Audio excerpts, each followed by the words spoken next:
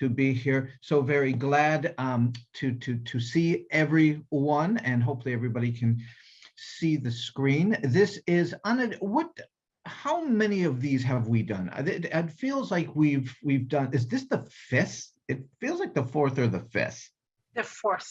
It is the fourth. It's hard to believe that this is the fourth cohort of Parent University already, and it truly is an honor to be with you this afternoon. I know that it's a lot to ask of you to take an hour out of your day, and I really do very much appreciate always the warm welcome that I received from Sweetwater Union High School District, and you know, the hospitality shown me by the district and by parents. And I hope you do know that we at UC San Diego, we are your partners in this adventure, and we are happy to serve in any way possible. So thank you again for inviting me into your homes, your offices, and if you are watching this recorded, onto your screens. So let me introduce myself. I'm sure that there are a lot of people who are returning, who may recognize me, actually may not now recognize me, just because I am a bit beardier than I was the last time I saw you. But my name is Morgan Appel, and I'm the Assistant Dean for Education and Community Outreach at UC San Diego's Division of Extended Studies. And at the Division of Extended Studies, we serve about 89,000 students across the globe, spanning pre-kindergarten all the way to post-retirement. And I see I'm getting a little bit of a square here, so I'm going to restart the sharing here. And we deliver programming both in English and Spanish, and Parent University to a variety of different school districts. But I will tell you, and don't tell anybody else, just between the, I don't know, 100 or so of us, this has got to be my favorite district, and I'm so very happy to be here again. Now, this presentation and related resources, I know that this gets posted to the Sweetwater Union High School District website. Our Spielberg of the small screen, Jacob, will do a phenomenal job of editing this and making it look great. And as he mentioned, I'm available to answer questions midstream, but if you have something afterwards, I am sure that the fine people at Sweetwater will compile them into an Excel sheet, and I will make sure your questions are answered within 24 hours. If you have anything else, this is my email. This is how you can reach me. So again, thank you. Now, we can revisit some recurring themes for Parent University, and those of you who've been in the last 4 or so cohorts probably remember this, and the idea that anything that we do, any strategy I offer, any idea I offer, any sort of support is going to be found at the intersection of head, heart, and hands. And there's a lot of research out there that really speaks to well-being and the ability to perform in a way that is not only cultivates a lifelong love of learning, but really prepares our kids for success, be they in kindergarten or be they in college. And this is the idea that these things work together in harmony. And when we look at whatever we do here at Parent University, it's going to be good for the heart, it's going to be good for the head, and it's going to be good for the hands. And you can see where these circles intersect in this Venn diagram. You will see in the middle is high performance. And we typically talk about high performance in terms of academics, and we talk about grades, and we talk about test scores. But it's also, again, developing a love for learning, cultivating essential skills that will help you navigate the world around you across the lifespan, finding a way to serve others, to serve your community. And I know that in the South Bay, that is particularly important. And for the purposes of these next sessions, we are going to call this Ithaca. And you may say, well, what do you mean? You mean the city where Cornell University is? And no, we will explain what I mean by Ithaca, but I want you to think of Ithaca as your sense of home that you carry with you, no matter where you are, that warm feeling of being around those who care about you, to support you, where you feel safest and most secure. And when we explore this odyssey, when we look at post-secondary education, because the whole point of what we're doing in this series is we're looking at post-secondary opportunities. So what happens to our kids once they finish out secondary school, once they finish out high school? How can we best prepare them for success thereafter? And what we're going to call this is Ithaca, and it's modeled on an epic poem, an ancient Greek poem called the Odyssey by an author called Homer. And this is very connected to me because when I was in 7th grade, my 7th grade teacher would read to us from the Odyssey, and it captivated all of us. So we didn't want to leave for recess. We wanted to hear more about these adventures that were had by Odysseus, or whom we call Ulysses. And there is a alignment between the epic poem called the Odyssey and post-secondary, in the world of post-secondary education, because there are a lot of challenges, there are a lot of adventures, and I want us to go on to this journey together. So let's take a look at what we mean by the Odyssey and what we mean by Ithaca. Those of you who have been here before probably remember our discussions about ancient Egypt and the ancient Egyptians' understanding of the connection between learning and emotion. So we're going to go take a look at another ancient culture, and we're going to look at ancient Greece, and we're going to look at Homer's epic poem, the Odyssey. And this will be used as a metaphor for the work we are going to be doing together over the next few weeks or so. So the Odyssey is a sequel to another epic poem by Homer, which was the Iliad, which covered adventures during the Trojan War. And the Odyssey is Homer's epic that focuses on Odysseus's 10-year struggle to return home after the Trojan War. So he battles mystical creatures and faces the wrath of the gods. His wife Penelope and his son Telemachus are staving off suitors at home, and Ithaca awaits Odysseus to return home. And the idea behind all of this is how we define what we mean by home, and how we can help you fend off suitors and fend off challenges to make sure that your child goes to a place where they feel at home. This idea of Ithaca has given you a beautiful journey. Without her, you would never have set out. She has no more left to give you, and if you find her poor, Ithaca has not mocked you. So in the story of the Odyssey, Ithaca represents not only home in the literal sense of the word, not just this idea of 4 walls and a roof, but also feeling at home in the head, heart, and soul. And this is what we were talking about when we were talking about those essential elements that are good for heart, good for head, and good for hands. We're going to take this journey together, and we are going to find home, whether that means at home with you, at home on a campus, at home within ourselves, and at home with our children. And our mission collectively, all of us together, is the return to Ithaca.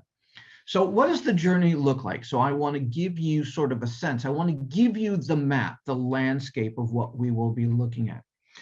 We're going to review a little bit about the cognitive, socio-emotional, and metacognitive readiness for post-secondary education. These are things that we've talked about in previous sessions, but I want to make sure that we start from a common point. So we're going to look at things like growth mindset and look at focus and sort of review what we've done. And that's what today is all about.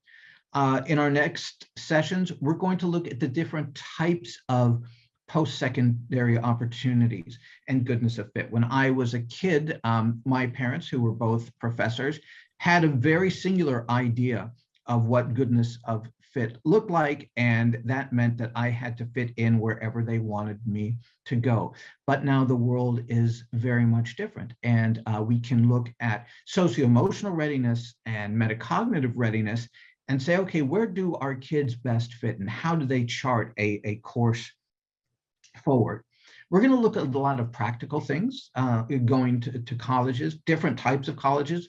We're going to look at things like admissions, financial aid, testing, decision-making, and supports for families. And I don't just mean in terms of how do you pay for college, but also how do you participate? How can you best support your kids when they go on to college or university or other opportunities? And what opportunities are there for you as parents to participate in the process? Now, admissions offices tend to be very concerned about people getting in. We are more concerned about not only getting there, but getting through. So we're going to talk a lot about how do you survive and thrive in post-secondary education? How do you keep connected to family? How do you avoid distractions? How can parents and caregivers provide support? We're going to look at hidden codes in languages at colleges and universities. We're going to look at things like intersectionalities in post-secondary education, and finding a rhythm, mentors, and preparing for new adventures. So as your children move on through the first 2 years of college onto the third and to the fourth, you know, it's a different way of looking at things. It is a different way of being on a campus, a different type of work. And now you're preparing for the next stage of life. So really what we're talking about, if you really look at it, you can see that this is all one big adventure, and you will face many challenges along the way, but you are not alone. You have us to support you. And even if your child does not wind up going to UC San Diego, we will be there to help. Now, interestingly, we often talk about mentors, and mentors are an important part of the university experience. When we get hired onto a job, oftentimes we are assigned a mentor. Those who are involved in teacher education probably have had a mentor. And the interesting thing about mentor, what mentorship is all about, and even the term mentor is derived from the Odyssey.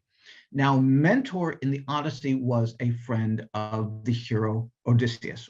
Again, some will call him Ulysses, but mentor was a friend who stayed behind in Ithaca to watch over Ulysses' son, Telemachus, to make sure he was brought up all right, as well as to look after the wife of Odysseus. So what mentor did was advise Telemachus with the objective of preparing him to take over responsibility for the family while his father was away. And your children will have many mentors. You know, they will have mentors who are assigned, but they're going to be people all around them who help get them through. So we're going to also explore the many mentors that exist within high school, the many mentors that exist among friends and things like that. But again, the idea here is that term mentor and what it is all about can be traced right back to this ancient epic tale that we are modeling. So let's get on to the review. And the idea here is that we are going to sort of make sure that we catch up from our last series of sessions, so everybody is at the same starting place before we leave on our voyage. So let's talk about the adolescent brain. And the last few times we met, we talked about adolescent behavior, we talked about risk-taking and things like that, but let's review the adolescent brain. We know that the brain reaches its largest size during adolescence. Girls around 11 and boys around age 14. And some of that speaks to maturity. And we know that the brain continues to mature even after major growth is complete. So our brains are always growing throughout our lives. However, they really reached their peak. They stopped major growth in the early 20s, or perhaps maybe as late as 28. The prefrontal cortex is the last region to mature. Why is that important? Because that is the part of the brain that governs our emotions. That is the part of the brain that is critical to executive functioning. That is part of the brain that mitigates our risk-taking instincts, that is fueled by another part of the brain, the limbic system. And those of you who may remember, the limbic system is that part of the brain that generates emotions. The good thing, especially as you are looking at post-secondary opportunities, is that the teenage brain is primed and ready to learn. Plasticity is at its peak, and you may remember plasticity is the brain's ability to grow and to change across the lifespan. Now, our brains, again, they will always grow, and they will always be plastic, which means they can be shaped, they are malleable. But you really find that in the teenage years is when you see the most plasticity, and our brains are able to change. As we grow older, we lose plasticity gradually. It doesn't ever stop, but we are not as well skilled in it. This is the time, the time where your kids are in school. This is the time to emerge in challenging academic and creative activities that fuel growth. And that is not solely at school, that can be outside of school, but the brain is just wanting to grab on to just about anything. Again, it is also the time when we see mental issues, mental challenges, mental disorders appearing. Things like anxiety, depression, eating disorders, bipolar disorders, because they accompany major brain changes. So what does this have to do with post-secondary readiness? Well, you can imagine someone who is living with anxiety or depression is probably more risk averse, more change averse. And once high school is over and done with, and we're looking at the rest of our lives, those are big changes. So these are things make sure to look out for. We know that the teenage brain is more vulnerable to stress. And why is that? Because it is in the middle of major development and responds to stress differently than the brain of a child or the brain of a fully matured adult. So if you are wondering why your teenagers act like they do, this will give you a bit of a clue. Now, we know that teens sleep a lot, and we know that they probably like to sleep. And I even had to challenge myself with this prospect, but I was over at my mother-in-law's, and my nephew had somehow fallen asleep right in the middle of the living room floor, and he could not be woken up. And it just reminded me that teens sleep more, at least 9 to 10 hours. And we also know that the teen brain is incredibly resilient. The last few sessions, we talked about growth mindset. We talked about bouncing back, and brain changes at this time can also safeguard against mental disorders. So this is, 7 critical things that you should know about the adolescent brain. And we remember that our brain is really composed of 3 parts, at least speaking in terms of evolution. We know that the brain is composed of multiple and manifold lobes that are responsible for doing different things. But when we look evolutionarily, we may find that there is some better understanding of how things work. And we remember that the lizard brain that you find in the major reptiles, the major great reptiles from hundreds of thousands of years ago, is where we get our autopilot. This is where we get our flight or fight. It's called the lizard brain. It's comprised of our brainstem and cerebellum. We know this is where We find things like anxiety disorder, things like PTSD, things like obsessive compulsive disorder, all live here. And again, this is the structures that we find in the great reptiles. It's called the lizard brain. Oftentimes we'll call it the reptilian complex, but to be quite honest, the first indication we've ever had of this was in fossilized fish. I guess fish brain just did not sound as intimidating or scary. We know that the next part of the brain to evolve was the mammalian brain. And this is also called the limbic system. So on top of fight or flight and sort of autopilot, we got things like emotions and memories and habits and attachments, because as the world became more dynamic and more challenging, we needed additional tools to be able to navigate it.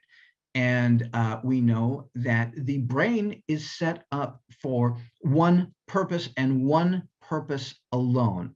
And that purpose is survival. So as the world becomes more complicated and more complex, we need additional structures that help us to navigate it. So why is it called the mammalian brain? That is because this is where we find the basic mammals who share these things with us. Again, we can see that dogs and cats and other animals have emotions. We know that they have memories. We know that they follow habits, and we know that they develop attachments. This is the part of the brain that produces emotions. And there are two times during the lifespan when this part of the brain is really growing faster than the other parts. Does anybody remember when those times are? Now you can put it in the chat. You can shout it out if you like. I'll give you a hint. They both start with terrible.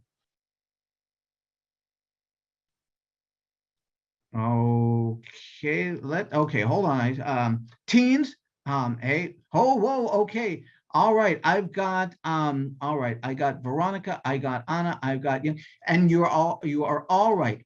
Twos and teens, terrible twos, terrible teens.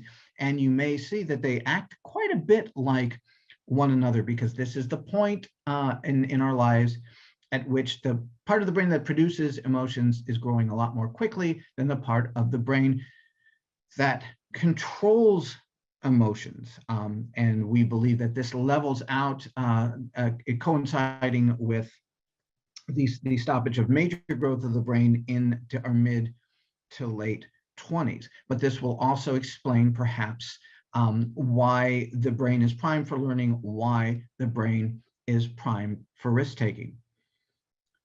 If we go hundreds of thousands of years into the future from the development of the limbic system, we get what we call the human brain, the neocortex, those which contains those things that make us human, that make us distinct from some of the other mammals and certainly from the reptiles.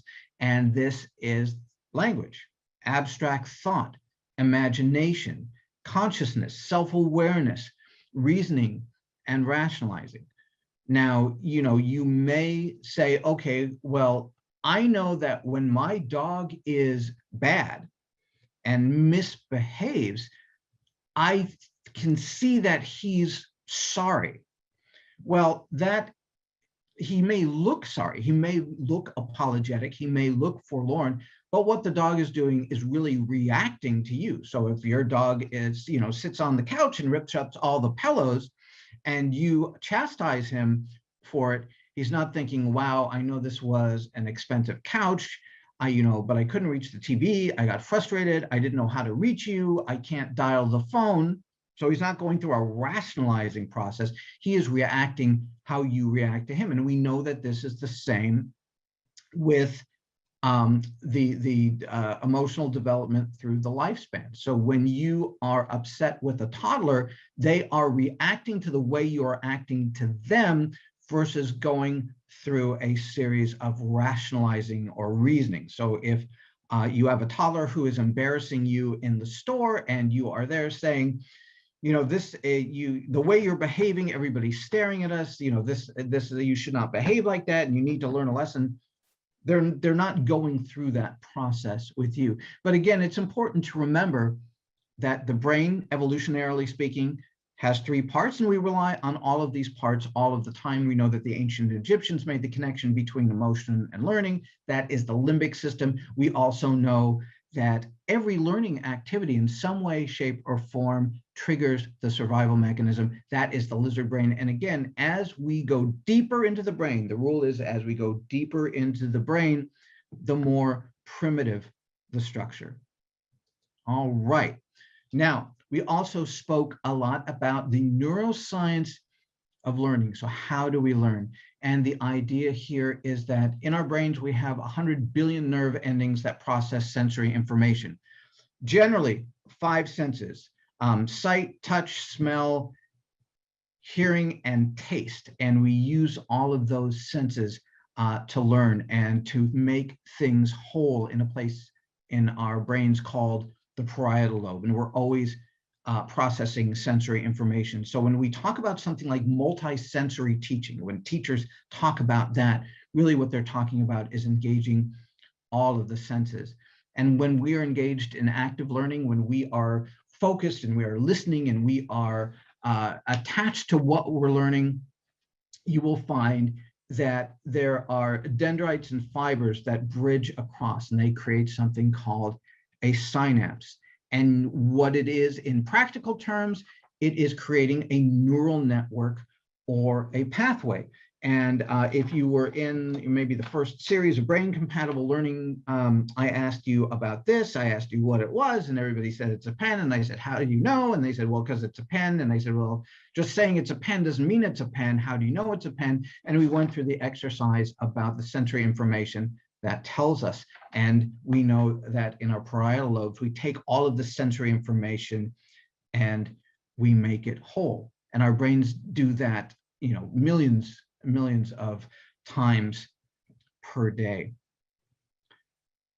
Now, we also know that neuroplasticity is very important. And this is where we talk about lasting functional changes. This is where we are talking about memorizing or learning new information. And this is to say that our brains change whenever we learn something new. And it is a process that educators and neuroscientists call scaffolding. And the idea is that you always have to have something to build upon to move forward. So when I asked you about the pen, we identified it as a pen, and I brought in a different pen and I said, you know, are these two things the same? No, they're similar. And we looked at additional sensory information. And what we did is we built upon our knowledge of pens. And the idea behind doing that is it adds to neural networks, it makes them stronger. So for example, when we are teaching algebra, you need to know about multiplication, because without multiplication, you can't do algebra. So the idea is you meet kids where they are and you build from there. And that makes lasting changes in the brain. And those changes are also attached to emotions. Now, one of the things that we know also about the adolescent brain is that their reward systems mature before inhibitory systems. The idea here is that there is a fundamental neuroscience of learning, and the neuroscience of learning has to do with the neurochemistry of persistence and the neurochemistry of avoidance, which we will talk about in just a second. But the idea here is that our brains reward us neurochemically for contributing to our own survival. In dinosaur times, that may have meant defeating or running away from a predator. Today, It could mean finishing a crossword puzzle. It could mean finding a new way to go to work. It could mean getting an A on a test. So whenever the brain detects that you are doing something that contributes to your survival in the world, you are rewarded neurochemically. And we know that for teenagers, these systems are off and running. They are pedal to the metal, whereas the inhibitory systems are not. So this is to say that risk-taking is part of the brain where you get a lot of reward. So if you take a risk and you survive a risk, your brain rewards you.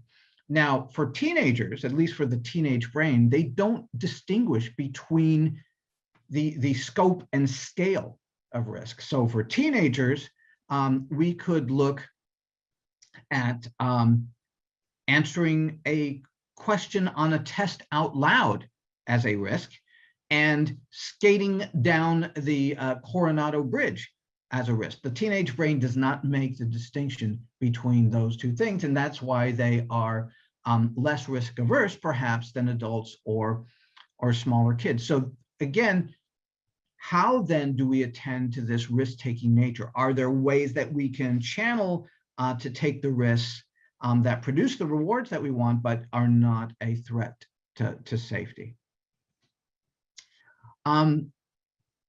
We also understand about emotion, and we talked a lot about emotional development, and we know that during adolescence, high levels of emotion may prove to be beneficial.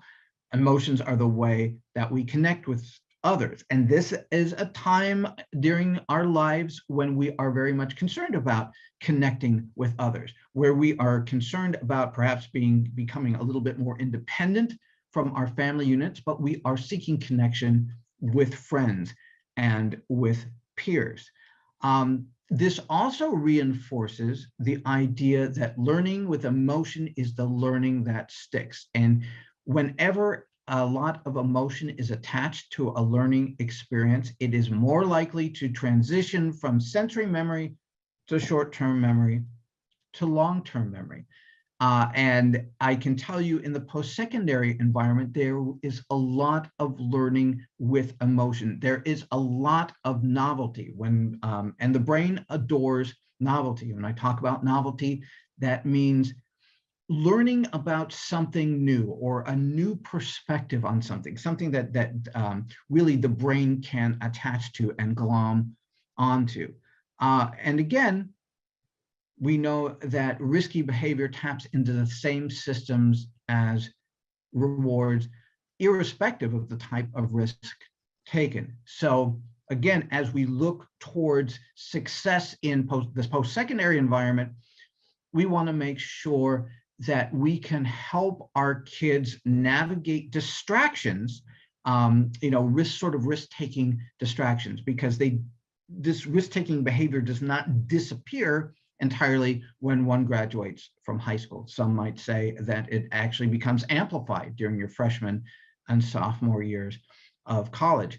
But what you can see is when we look at the affective regions, you can see that they are growing more rapidly. And that's sort of when we talk about emotions, we talk about the affective regions, and the cognitive control regions are growing a little bit less rapidly. So as we transition to adulthood, early 30s, they tend to balance out. So again, something to consider as we move kids from high school into college.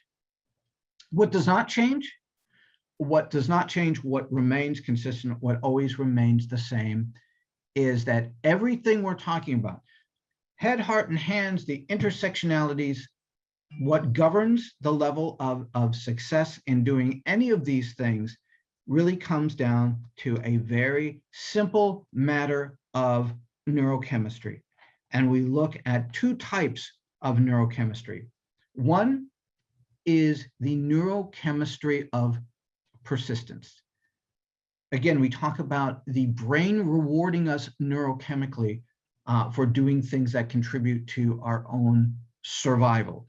And we know that when we have positive feelings about a learning experience, so if you are in a classroom where you feel safe and secure, where you have friends, where you enjoy what you're doing, where the teacher is providing an engaging experience with feedback, everything that we would want to see in the classroom, it fuels the neurochemistry of persistence. Things like endorphins that give us a sense of euphoria, things like dopamine that stimulate our prefrontal cortex, oxytocin. Oh, gosh, I almost said OxyContin. Do not write down, if you're taking notes, do not write down OxyContin, oxytocin, which is the puppy love chemical, the neurochemical that is associated with relationships and warmth and family, that sort of thing. So whenever we do anything that contributes to our survival, whenever we have a positive feeling about a learning experience, it produces this neurochemistry. And this is the neurochemistry that encourages us to keep doing the same stuff and maybe even taking a bit of a risk and doing something new along the same lines. So if you've had an incredible experience in your high school classes and you have fallen in love with the learning process, you are more likely to want to go on to a college, no matter what kind of college or university it is, but you will pursue learning. Now, conversely, negative feelings about a learning experience produce two neurochemicals. One is norepinephrine or noradrenaline, and cortisol. These are the neurochemistry that is associated with survival and causes anxiety. So when we were talking about the lizard brain and when we were talking about fight, flight, or freeze, that is exactly what we are talking about. When we are talking about flying down the freeway and slamming on the brakes, and what happens when you barely miss hitting somebody in front of you, how you feel immediately thereafter, where you feel as though the blood is drained to your feet, where you're feeling cold, maybe a bit nauseous, a bit headachy, and certainly upset. That is what we call the neurochemistry of avoidance. And that is your brain's way of saying, keep out of situations like this because they are detrimental to your survival. Now, it doesn't always have to do with dinosaurs and speeding cars. You can imagine that there are some kids who are sitting in classrooms now who feel alone, who feel as though they can't catch up. Maybe they don't understand the concepts. Maybe they are struggling with language. They could be struggling with a lot of other things, but basically they are having this experience again and again where they're not only feeling the mental impacts, but also the physical impacts. So mentally, they feel tired, they feel exhausted, and physically they may feel is the same way as one might feel after almost being in an accident. We call this the neurochemistry of avoidance, and you tend to avoid places that make you feel like that. So if you've ever wondered why you might see dropouts or absenteeism, it has to do with that. So if you think about the teenage brain, you're always going to want to steer these kids towards things that amplify positive things. Now, it's not always going to be like this. We're not always going to have the neurochemistry of persistence, but really that is the key to it all. It all comes back to the brain. And, again, the Egyptians understood that there was a connection between emotion and learning, but they thought it lied within the heart when it actually was in the head instead. So they got the neuroscience wrong, but they got the idea behind it just right. Now, when we take a look at the brain a little more closely, and we link it to the post-secondary experience, we can see why it is sometimes so difficult to get our kids thinking about what comes after high school, because with the teenage brain, there is always an immediacy and a focus on the present. So even if they are juniors or seniors, college feels like it is often 10 years away. They're not thinking about that. I remember when my parents kept saying, you know, you're in your junior year, you need to start applying, you need to start taking the test, but it seemed so far away. And I had things that I had to deal with in the immediate that as a teenager, I thought were incredibly important. Looking back on it, they were not at all. One of the ways that we can mitigate this sort of perspective is to provide college experiences as early as is possible. So sometimes we are talking about summer activities that are sponsored by a college tours, finding a way to interact with post-secondary education and ensure those experiences are positive. One of the things that we do in education and community outreach is we sponsor workshops for kids as young as kindergarten.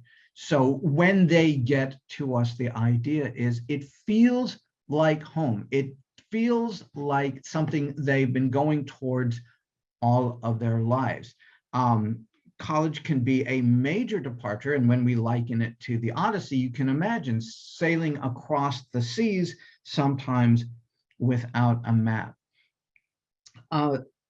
Teens feel a lot of pressures. I think we've talked about that at great length in the past. They are unlikely to let you know how much stress that they feel.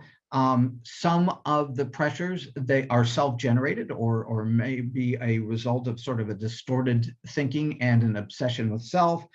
Others are more explicit. And it's really important to know, that, and we're going to talk about this in our next sessions, is that when we think about college, it's really about the fit between the student, the family, and the institution. Now, I remember as a young lad growing up, the expectation was if you don't go to Harvard, if you don't go to Yale, if you don't go to Annapolis, it's not worth going. I think our thinking about college and post-secondary opportunities has matured.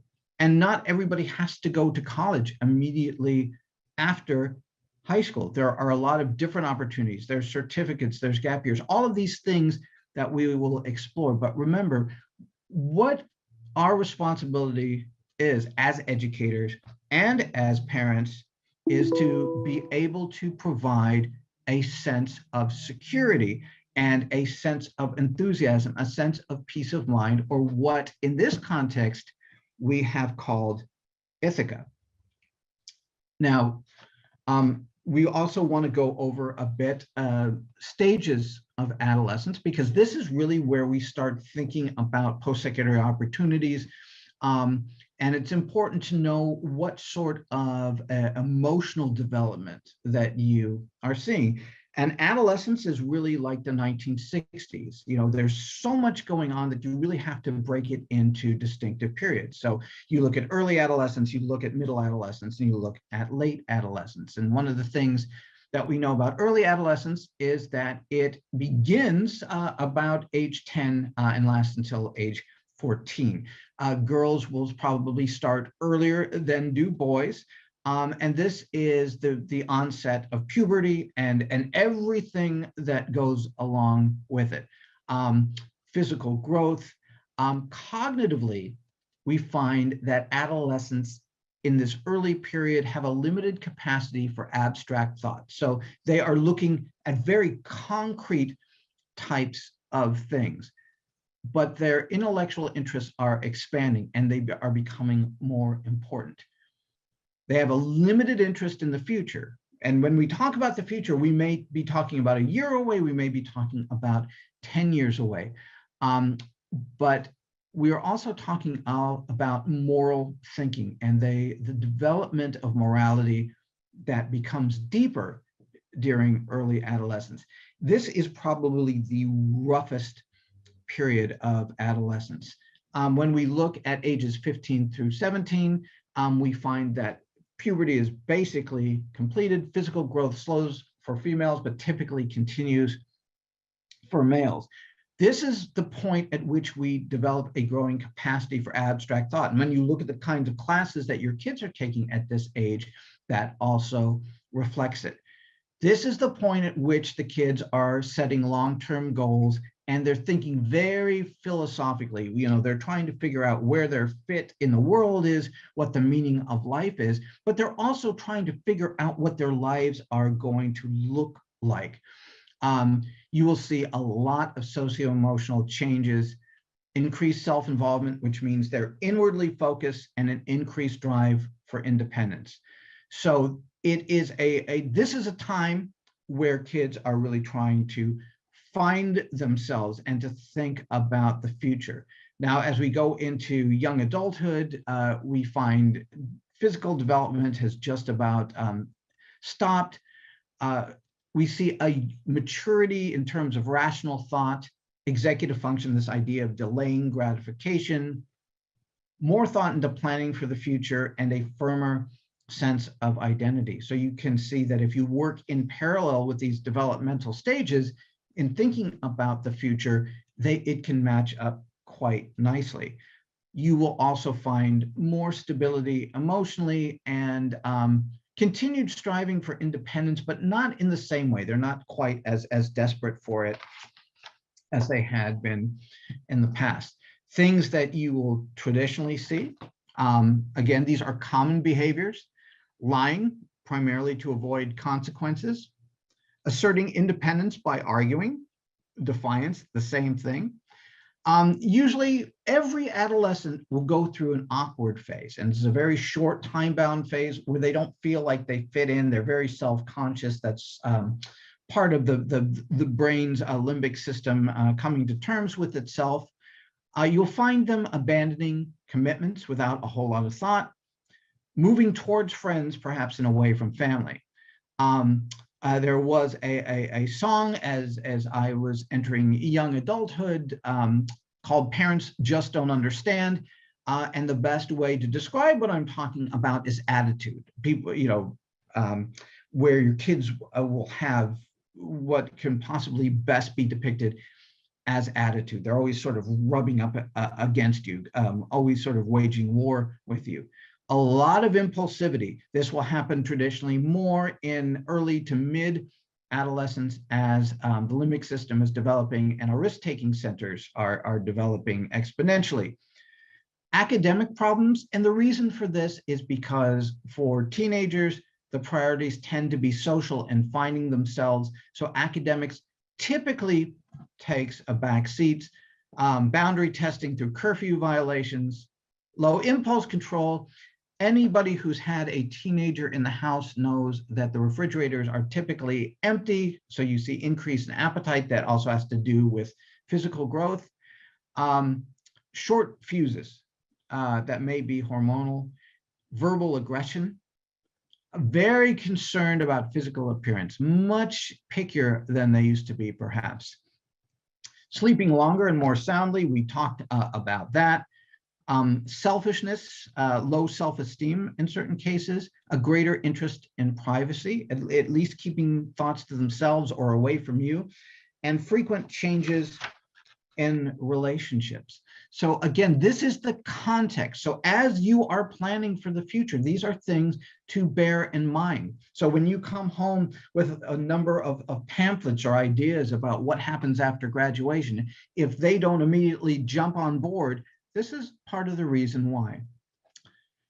Some of it has to do with identity development. And at this stage in our lives, we are trying to make ourselves distinct from our parents. A lot of our time, as you can see here, is spent trying to find out who we are and exploring. It's like wearing different hats every day just to figure out where we fit in. And that's called diffusion. We also can look at the level of commitment, the level of exploration, and we look at something called foreclosure, which basically says, before I explore anything else, I'm going to define who I am. A lot of times it is in opposition to parents. So you can imagine a father or mother who is a doctor who is pressuring their kids to go to medical school may decide that the only thing that they do not want to be is a doctor because their parents are doctors. So it is making a premature commitment, or they may decide that they want to be something because they find it exciting and exhilarating without really exploring. So we have that as part of it. Motivation, we know that motivation connects to self-perception, cognitive affective growth, as well as to the neuroscience that we talked about earlier. Complex, multifaceted, and dynamic. So we're going to talk a lot as we move forward about motivation and meeting the very basic needs of our kids. And a lot of times we wonder, why are they not focused on academics? Why are they focused on these things? Because the idea, at least behind Maslow's hierarchy of needs, is that we need our most basic needs satisfied first. We need to feel secure. We need to feel safe before we can work on other things. So, if you are in a classroom and you are far behind and you feel very insecure, or you are worried about what's going to happen to you when you get home or how you're going to get home, you're really not thinking about realizing your full potential. You're not really thinking about self-esteem. You're just thinking about getting through. So how do we then, as educators, how do we then, as parents, ensure that we attend to the most basic needs first? A lot of that has to do with socio-emotional needs, and we're going to talk about that as we explore options for post-secondary education. And a lot about expectancy theory that we spoke of in our last sessions. And this is the idea of belief in self. And the idea is, can I achieve this? And if I do, what will come as a result? And how important is that result? So when we are looking at supporting our kids as they pursue the future, we have to work with them on a variety of different elements, and it doesn't have to be just you. It's going to take all of us. It's going to take not only the teachers and the schools and the parents, but it's also going to take the community. It's going to take the universities, and we'll see how we can do that and how we can select an endpoint to our journey and how we can get there most effectively. Resilience is probably the key to getting through. Not only did that prove true for Odysseus in Homer's poem, but for any of us who have pursued post-secondary education, because it's not always going to be perfect. We are going to fall. We are going to have to pick ourselves back up again. And from the Odyssey, this passage, nevertheless I long, I pine all my days to travel home and see the dawn of my return.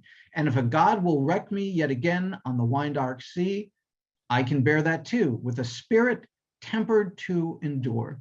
Much have I suffered, labored long and hard by now in the waves and the wars. And to this total bring the trial on. And that means that we are a lot stronger than we think we are, but we all do need to rely on others for assistance. And we know that teenagers tend to be very help averse. They don't like to ask for it. So we have to think of ways that we can best support our kids on this journey. So I know our time draws near, so I want to open this up to questions. I want to make sure that I take a look at the Q&A. And I'm seeing questions from Irma Delgado, and I think, yes, the answer to your question there is yes. And let's see. Okay. And let me see if there are any in chat. Any questions? Perhaps I can ask Jacob and Griselda to come back. Hi, Dr. Appel. Sorry I was late. It was a great presentation. I really appreciate you partnering with us. We do, I don't know if you have time for one of the questions on the chat. Very much so. Spanish, Mm-hmm. but I thought it was a very good question. Where is it? ¿Cómo? Okay. I'm going to try to translate it, or Ana, if you probably already translated it already. The first question is from Guadalupe Estrada. It happens frequently that our students, this happens frequently when our students are taking examinations. This is why it's important that the teachers understand how they feel as adolescents. How can we, so the teachers can understand, how can we help, I guess, so teachers can understand the different feelings that adolescents are going through? Yeah, so what can we do? That is a great question. And I think that when we approach work with districts, at least from our vantage point, our idea is that we want to be able to support everybody. So I think we want to make sure that if we're going to make education a beneficial experience, if we're going to do things that are transformational in the best interest of kids, everybody has to speak the same language, even though it is in a different dialect. And I don't believe that there is a lot of adolescent psychology that is included in teacher licensing courses, because you have to go through pretty quickly. So, I think one of the things that is important, that when parents communicate with teachers, that they are sort of well-versed, that they have a good understanding of what their kids are going through, and saying, hey, this is not unique to my kid. This is what happens socio-emotionally throughout the lifespan. And certainly I think that we would be very happy to provide a short session for teachers. We're not training anybody to be psychiatrists, so we're not training anybody to be neuroscientists, but just to say, hey, as you're thinking about this, because we're all in this together, we all want to support our kids as they make good decisions moving forward. Here's some of the things that are beneficial to teachers, knowing about adolescent development, early, middle, and late. Because I know that when I was in high school, I frustrated my teachers no end. And if I could find them, I would certainly apologize to them. But I think understanding the basics, and I think even then you can have more informed conversations about supporting kids, especially those who look like they may not be interested, or those who don't participate, probably just need a different approach. Thank you, Dr. Appel. You are so completely correct. And our district does work to provide professional development for our teachers, specifically through our equity and restorative practice department and staff that work under that department with Dr. Vernon Moore. So I will bring that up as a topic of consideration when they are getting ready to do their professional development at the school sites. I want to thank you, and I want to welcome and say thank you for participating to all the parents that were here this afternoon. I also want to kind of remind you, Dr. Appel, that as we did last year, if all parents complete the series, that they will be eligible to get a certification of completion through UCSD. Do you want to talk a little bit about that? Absolutely, Grisela. I can't believe I forgot. See, it's so good when you're here to provide me with some guidance.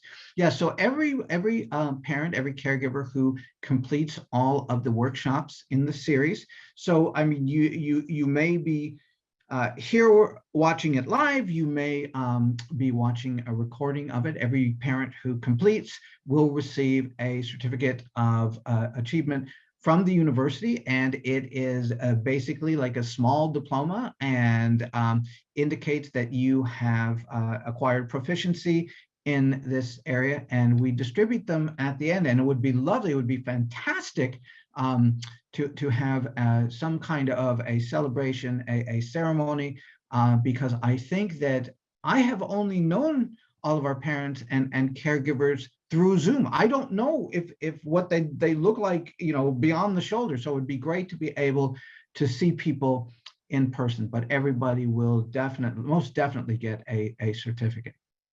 Thank you so much, Dr. Appel. And it's so great to hear you say that, because we are anxious of trying to see when we can have a in-person professional development meeting like this one instead of a webinar.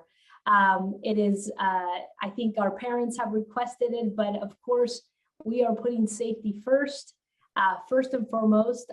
But I'm thinking at the end of the year, we might have a little bit more of a flexibility having an event, with set proof of vaccination and or testing, where we can all get together and you can personally give out these certificates of completion, because our parents really enjoy and are proud of the work and the knowledge that they have gained. And as they should be, and not only if we get together in person, we will also, because you are all students here at UC San Diego, we will make sure that you get some swag too. We can also send some swag down your way anyway for distribution, but it would be great to be able to hand it out in person. Now, I've had a quick look at the chat and the Q&A, and everybody's asking, well, how can I motivate my kids to want to go to college? How can I steer them in the right direction? And if anybody had those questions, they were my parents. My parents were both professors, and the one thing I did not want to be is in college. I wanted to do anything except to do that. So I am a good case study. And this is something that we will cover in our next session and the sessions thereafter, when we have a chance to dive a little bit more deeply into those strategies. And it's the same thing that we tell our teachers. It's all about knowing your kids in great depth, knowing where their interests lie, knowing what makes them tick, knowing what things to avoid. And we will find a way to do that. There would be nothing better for me to see all of your kids at UC San Diego, but I know it's not the only choice out there. Maybe it is, but I am happy to answer. I don't know, Griselda, how much time we have. I know our parents are busy, but I can answer a few more questions. 1 hour, and we do try to end it at the hour to be respectful of everybody's time. But of course, we want to make sure we thank you and make sure everybody knows when our next session is. And Mr. Dominguez, you want to announce our next session and how people can register? Yeah, our next session will be next week, which is October the 19th from 1 to 2, just the same time. We will be holding a little more of an interactive session that time, and we will be going over the different opportunities that students have once they graduate high school, in terms of, going to university or college, maybe a community college, maybe even a trade school. And Dr. Appel will be talking about that. You can register at the same website that you registered for this one. We did not make one registration because I know parents sometimes are more interested in one than another one, but you can register for all 8 at one time if you wanted to. You just have to go through each one of the sites so you can get the link, each one of the links, or you can register individually. You will be getting a confirmation from us once you register, so make sure you look out for that confirmation, and on there it should say join session once the session opens, which is once again next Tuesday from 1 to 2 p.m. Thank you so much, Mr. Dominguez. And again, Mr. Appel, thank you for joining us again this year and for embarking on another great series that I think our parents are going to enjoy, exploring the journey to a college world in this crazy world that we live in now. Oh, and getting crazier by the day. And parents, caregivers, please make sure if you have questions, let the district know. They will send them to me. They'll send me a big sheet of questions, and I will answer them, and I will get them right back to you. And Ms. Simmons, thank you for your help as well. I don't know if she's out there. Yep. And thank you, Ana, for all your help as well. And our interpreter, Ms. Martinez, is there too. Thank you so much for interpreting the session and for being part of this great new series. All right, everyone. All right. We'll see you next week. Thank you, everyone. Thank you, everybody. Bye-bye.